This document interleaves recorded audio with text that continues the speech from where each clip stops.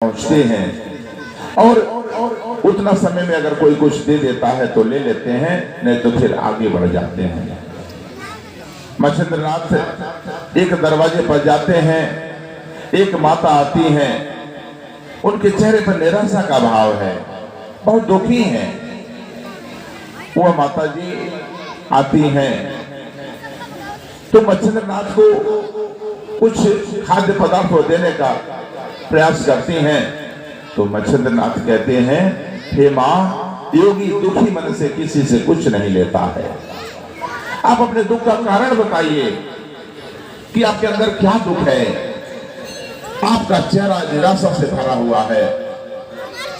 तो वो माँ कहती है, वो बहन कहती है कि हे बाबा, हे योगी, मैं क्या आपको बताऊं, ऐसी समस्या है जो समस्या आप पूरा नहीं कर सकते।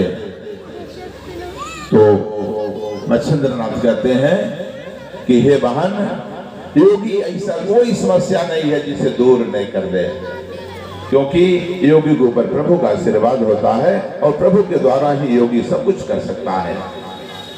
तो बहन कहती है कि हे योगी जी, मेरी उम्र आधा से ऊपर जा रही है और अभी तक मेरे कोई बच्चे पैदा नहीं हुए, और जब भी हम समाज में कहीं जाते हैं तो मुझे अशुभ भाव से लोग देखने का प्रयास करते हैं, तमाम तरह के ताने मारते हैं। इसलिए जब लोग ताने मारते हैं, हमको कहीं पर शुभ कार्यों में बैठने नहीं देते हैं, तो हमें बड़ा दुख होता है। तो योगी मच्छिंद्रनाथ कहते हैं, अरे बहन, यह तो एक बड़ा छोटा सा मामला है, ये समस्या तो आपका बहुत आसानी से समाप्त हो जाएगा। तो हमारे मच्छिंद्रनाथ कहते हैं, हे बहन, तुझे मैं एक भभूत दे रहा हूं, इस भभूत को खा लेना, एक बड़ा सुंदर और तेजस्वी बालक जन्म लेगा आपके यहाँ। वो भभूत गाय के गोबर का ही भभूत था, जो गाय का भस्म होता है। बहन, मेरे सज्जनों, माताओं, बहनों, जो गाय के गोबर का भस्म होता है, उसी भस्म को भभूत के रूप में मच्छिंद्रनाथ उस बहन को देते हैं और कहते हैं कि ठीक 12 वर्ष बाद हम फिर आएंगे और आने के बाद मैं आपका हालचाल पूछूंगा और तभी आपके हाथ से कोई भिक्षा ग्रहण करूंगा।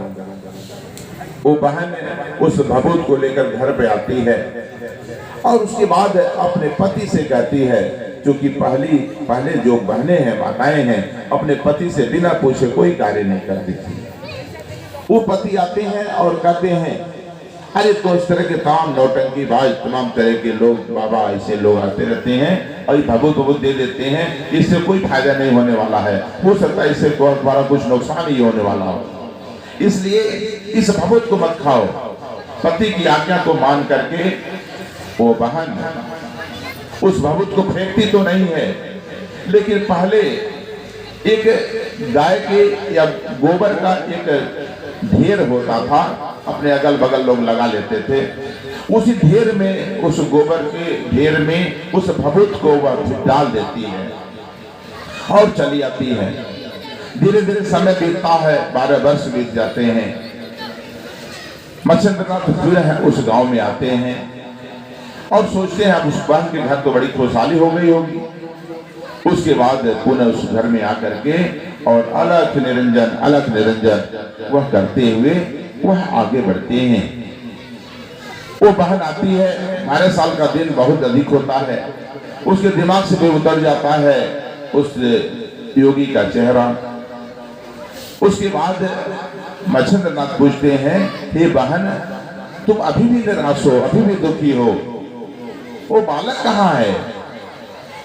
तो उनको याद आ जाता है कि मैंने तो इनके भभूत को लिया ही नहीं, लेकर के खाया ही नहीं। और उसके बाद वो कहते हैं कि महाराज, हम उस भभूत का तो बहुत सम्मान किए, हमें कोई दिक्कत नहीं थी उसे खाने में, लेकिन घर का ऐसा माहौल था कि हम उसे खा नहीं पाए।